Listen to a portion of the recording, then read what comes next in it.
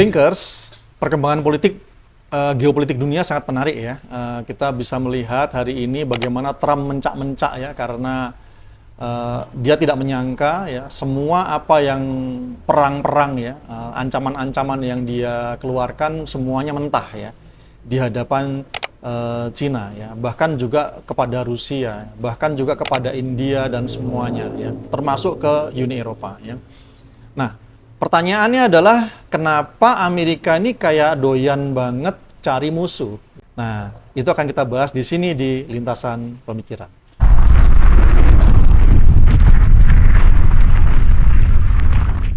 Thinkers, untuk membahas permasalahan ini yaitu tentang mengapa Amerika itu kok kayak suka banget ya cari musuh ya. Nah, maka pembahasan ini tentu saja akan nyambung ketika Thinkers kalian sudah melihat video sebelumnya ya, yaitu yang tentang macam-macam ikatan dan kemudian tentang kronologinya ya. Ada 2 video sebelumnya, silahkan nanti ditonton ya. Nah, kalau kalian ya Thinkers, kalian sudah menonton video itu, maka kalian mungkin saat ini sudah punya sedikit gambaran kenapa Amerika itu kok doyan banget cari musuh. Jawabannya adalah karena ikatan yang digunakan di negara Amerika itu ya, untuk mengikat warganya, mengikat rakyatnya, sehingga mereka itu rela untuk terikat satu sama yang lain, berkorban untuk negaranya, itu adalah ikatan nasionalisme. Sebagaimana yang sudah dijelaskan juga di video sebelumnya, ciri dari ikatan nasionalisme itu adalah akan menguat dia ketika apa? Ketika ada musuh eksternal, ketika ada ancaman eksternal, musuh bersama. Dan ketika musuh bersama itu hilang atau ancaman eksternal itu berakhir, maka ikatan ini juga akan memudar, dan ini tidak diinginkan oleh para penguasa di Amerika. Karena kalau sampai ikatan ini memudar, dia akan bubar gitu ya. Nah, sehingga apa? Sehingga kemudian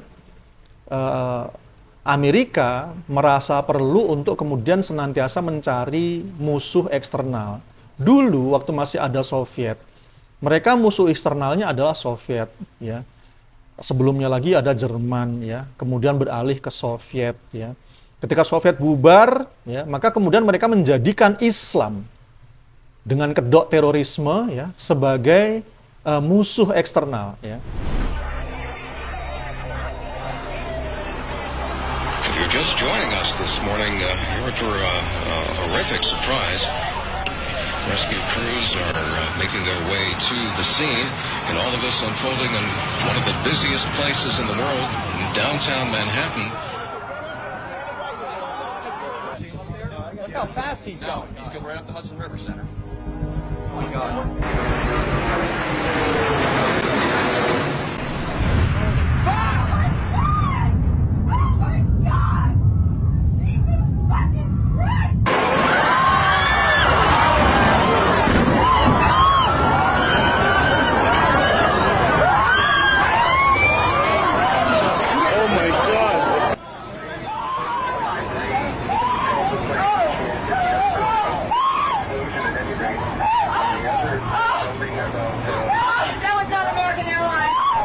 Namun karena kemudian isu ini sekarang semakin tidak laku, karena orang itu malah semakin tahu bahwa ini hanya propaganda saja.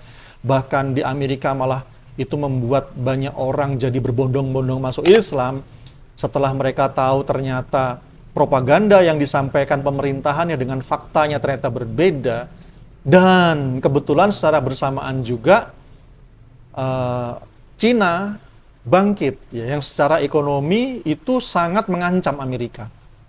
Maka kemudian hari ini kita melihat Amerika mengalihkan permusuhannya adalah Cina. Hari ini pemerintahan Amerika itu getol banget mereka itu ketika berpidato ya, atau memberikan sambutan atau apa di hadapan rakyatnya ya, bikin penjelasan-penjelasan, selalu menggambarkan Cina itu sebagai pihak yang jahat. but I understood the reason they were doing it, and they were hoping I was watching, and I was watching. My relationship with all of them is very good. We're going to find out how good it is over the next week or two. I think that we helped China very much, as you know, when they talk about freedom. And I don't believe that, and maybe I'm wrong, I hope I'm wrong, but I don't believe that America, that the United States was acknowledged for helping China to gain its freedom. But perhaps that was just that was a sleight of hand. I mean, I was very surprised. I watched the speech last night. President Xi's a friend of mine, but I thought that the United States should have been mentioned last night. Hari ini isunya adalah tentang mineral tanah jarang ya. Untuk logam tanah jarang, China setuju untuk menunda kontrol ekspor yang diumumkan pada awal bulan ini. Untuk kedelai, China juga setuju untuk melanjutkan dalam jumlah besar setelah terhenti sejak bulan Mei. Yang itu ajaibnya 90 sekian persen pemrosesan seluruh dunia ini mengandalkan Cina. Jadi misalnya Amerika punya tambang mineral tanah jarang pun, pemrosesannya tetap harus di Cina. Jadi bisa dikatakan dunia ini sangat bergantung pada Cina. Dan ini membuat Amerika itu kebakaran jenggot ya, walaupun mungkin Trump itu nggak punya jenggot ya. Nah, karena kenapa? Karena industri militer mereka itu akan sangat terancam ya, keberlangsungannya ketika suplai mineral tanah jarang ini tidak bisa terpenuhi. Nah, maka kemudian mulailah mereka menggunakan narasi-narasi yang ingin berusaha memojokkan Cina ya. Menggambarkan Cina sebagai jahat ya, tidak jujur atau apa istilahnya kemarin itu ya. Tidak bisa dipercaya ya, tidak bisa dipercaya ketika urusan pengelolaan tanah jarang itu ya.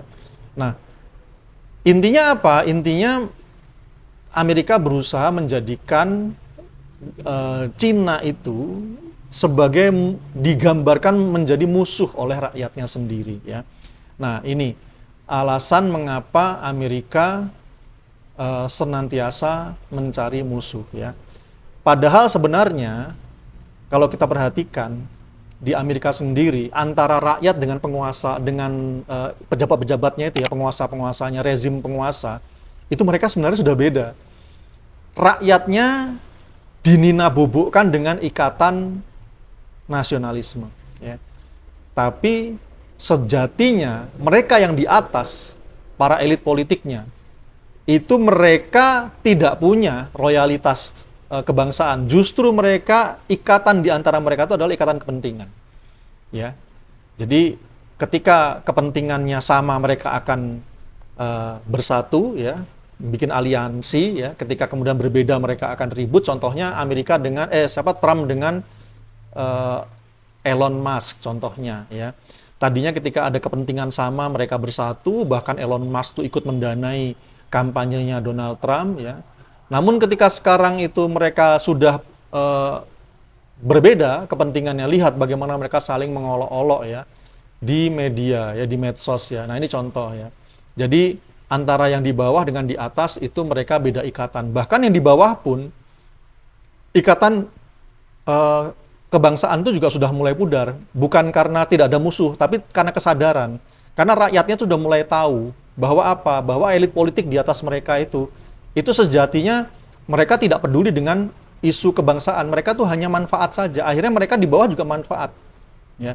Dan ini membuat Amerika terancam hancur. Ya.